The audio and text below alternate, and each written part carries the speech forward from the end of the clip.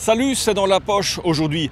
Il pleut, mais ce sont des gouttes de solidarité qui tombent et qui alimentent les grandes rivières. Nous sommes à Relais pour la vie, à Tournai.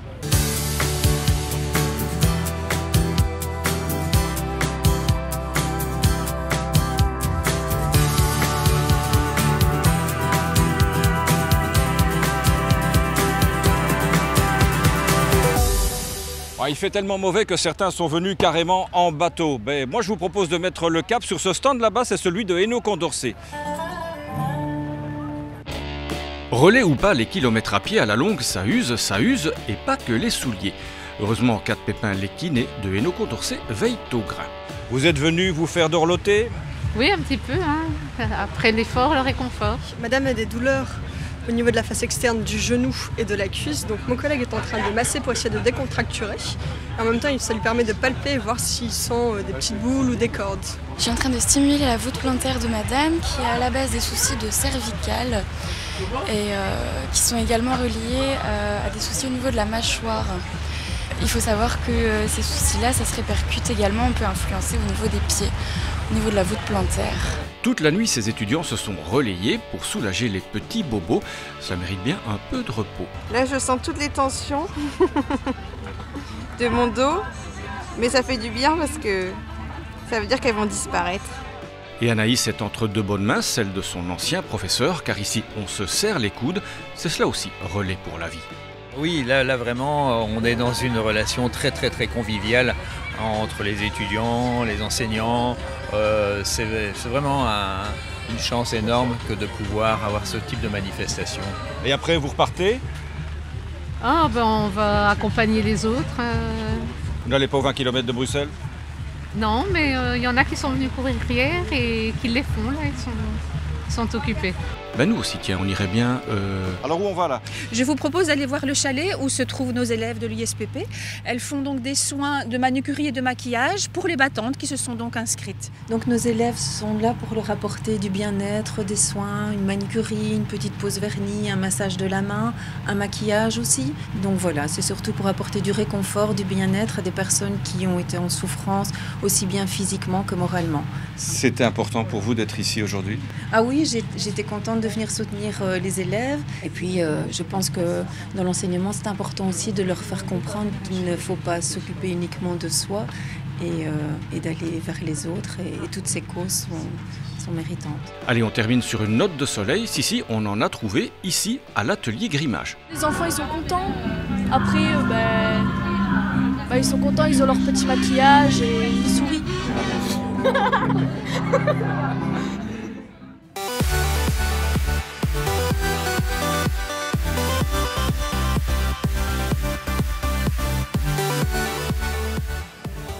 Je suis en train de me faire masser par Lucas. Merci Lucas, ça fait un bien fou. Mais en attendant, je vous propose d'aller à une autre implantation de Hainaut-Condorcet direction Mons pour assister à un exercice d'évacuation plan catastrophe.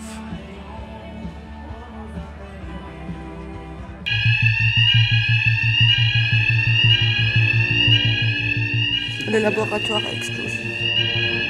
Je sais pas, ça a explosé, je sais pas.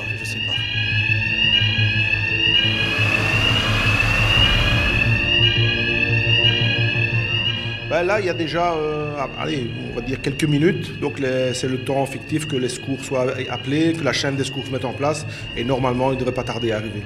Il est 10h15. Ce vendredi matin, un bruit sourd, puis une épaisse fumée qui se dégage d'un bâtiment du campus du Champ de Mars. Une explosion vient de se produire dans un laboratoire de la Haute École Condorcet. Vous vous sentez comment? Pas très bien. Vous avez entendu longtemps? Non. Avant qu'on vienne vous secourir? Non, pas longtemps. Toute ressemblance avec une situation pouvant exister est ici envisagée.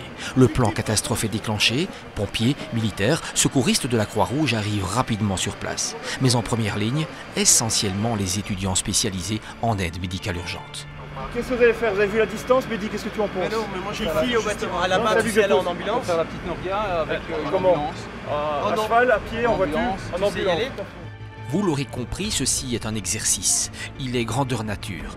Mais tout doit être envisagé, même celui de nous interdire l'accès. Vous n'allez pas être ici, on n'a vraiment pas le temps. On viendra vers vous quand on aura de quoi, quelque chose à dire. Jusqu'à ce matin, ils ne savaient pas du tout ce qui allait se passer, où ça allait se passer, ni le rôle qu'ils allaient devoir endosser aujourd'hui. Les victimes maintenant sont en train de cahier. Donc la priorité c'est d'organiser votre PMA et d'accueillir vos victimes. Parce que là, il n'y a personne qui s'en occupe.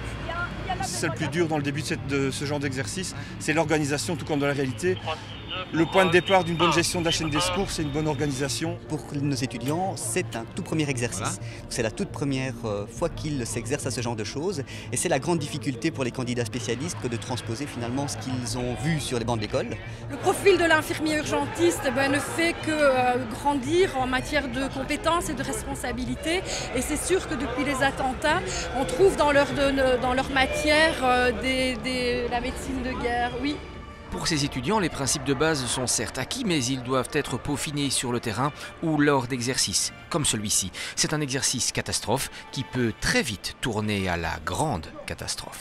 Il y avait des polytraumatisés, des gens qui ont été blastés, donc qui sont à risque de faire de gros problèmes, donc oui, beaucoup de brûlés. Il y a eu aussi des tensions parce que bon, voilà, chacun veut faire son rôle et parfois il faut attendre. On joue avec la vie des gens, entre guillemets, on sauve des vies, on dit toujours le but c'est de sauver des vies, on peut dire qu'on sauve des vies. C'est ce qu'on aime, quoi, c'est palpitant.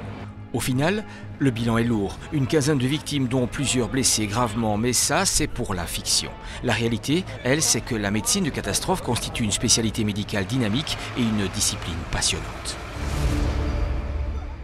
Bon l'important par ce temps-ci, c'est de bien s'habiller, bien se vêtir. Et vous allez voir qu'en la matière, les Égyptiens étaient déjà en avance sur leur temps. Et en plus, ils n'avaient pas froid aux yeux, direction le musée royal de Marimont. C'est Nils ce que je dis, non? Cette étoffe a plus de 2000 ans. Elle date du temps des pharaons et à l'époque, on avait déjà inventé le recyclage. Les Égyptiens réutilisaient beaucoup leurs textiles. Une tunique pouvait avoir certains motifs qui étaient en fait comme des patchs, comme on a pu connaître dans les années 80 sur les vestes en jeans. Donc là, on reprenait certains motifs de tissu qu'on recousait sur d'autres tuniques. C'était réutilisé.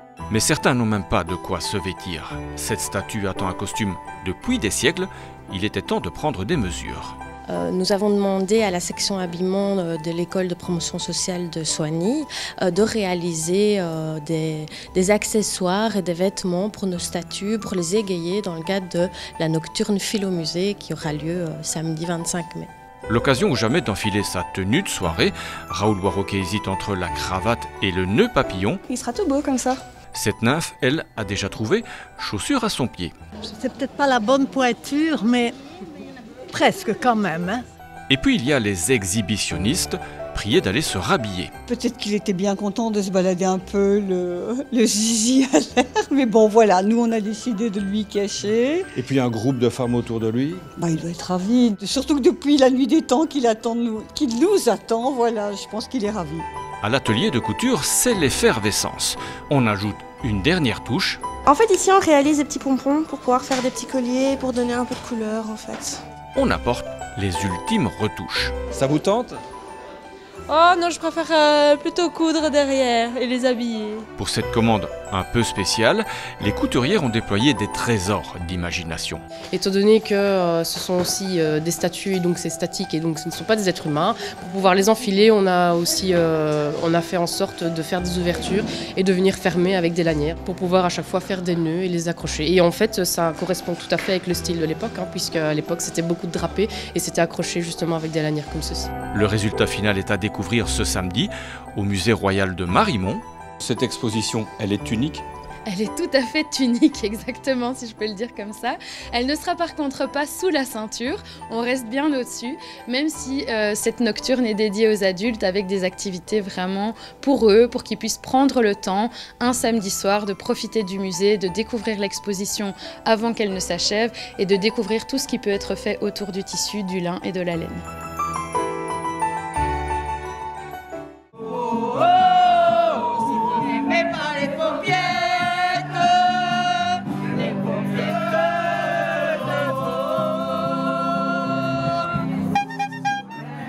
Voilà, c'est dans la poche, c'est terminé, dans la bonne humeur, le soleil est presque revenu. Nous, on se retrouve la semaine prochaine et en attendant sur les réseaux sociaux.